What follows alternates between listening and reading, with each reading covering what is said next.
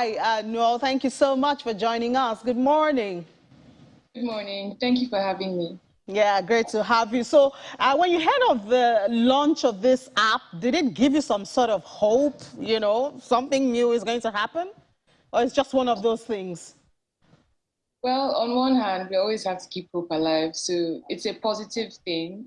It's positive because, one, we now know that the NNPC is actually trying to solve the issue of theft.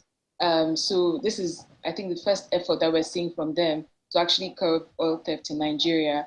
It's also promising because they've identified some of the problems. So one is pipeline theft, and the other is theft from export sources. So they've said that international refineries are getting Nigerian oil that was not sent from the NNPC. So that means that from the export points and from the pipelines, theft is going on. So it's good that they've identified these problems and that they're actually making an effort. In that sense, it's something to celebrate. Okay, so my question would be, we've had a lot of conversations about oil theft, and we've seen that it is obviously a sophisticated act. It's not something that, just ordinary people do. Is this really a problem that lies with the host community, or should we be looking at somewhere else? Because even the PIA also tries to solve problems like this through the host community. Is it really a problem that can be solved through the host community?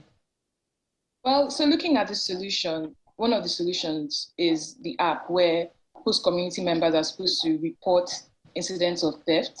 So even if it's a host community issue, my problem with the app is that it relies on people coming up and wanting to report incidents of theft that they see. And what's the incentive for them? So with oil theft, we see the incentive is clear. Oil prices are at over $100 per barrel. So if you steal oil and you sell it, you're making money there.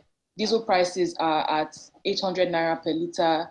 If you illegally refine oil to get diesel, you're making money there. So what's the incentive? Or even if it's host communities that are carrying out this theft, what's the incentive for them to actually report and report to the NNPC and make sure that theft ends? We have to make sure that that incentive is clear, because right now it's not coming out at all. Yeah, and I think another question following that is, you're talking of an app. How many people in those host community are actually that sophisticated to deal with apps, to have the power to charge their phones, the data, to be able to recharge and do all of that? How many of them actually have that empowerment? Exactly. An app is not going to solve the problem. It's like you said, internet access in some of these communities is even like really poor. Internet education is poor.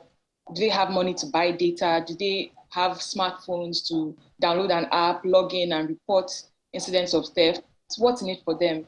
If the incentive is not clear, nobody's going to take an app and start patrolling Nigeria's pipelines to see where there's theft and start reporting to the NNPC. So that's another problem, like you just said. The incentive is not there. The data, the education, I just don't see it happening the way the NNPC is expecting it to.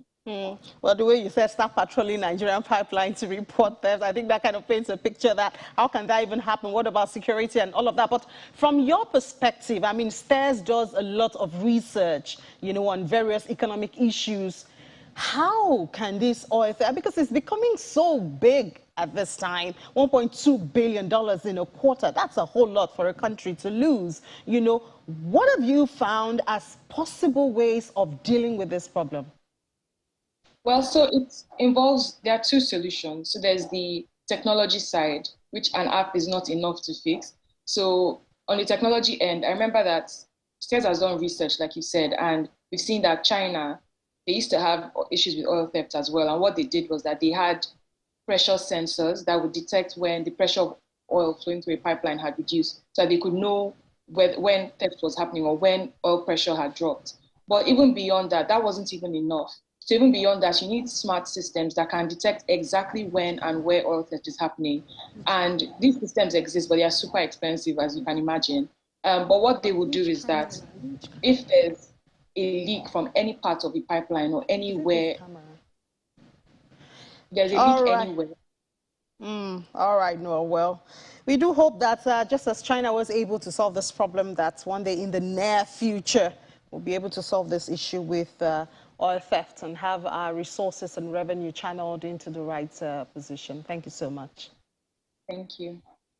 All right, so that was Noel giving us STAIR's perspective to the issue of oil theft, and of course, NNPC launching that app that should deal with oil theft, in Nigeria. Let's take a break now. When we come back, this is where you get relevant and current conversations on business. You get another side of that after the break. To stay with us. This is Business Morning on Channel 7.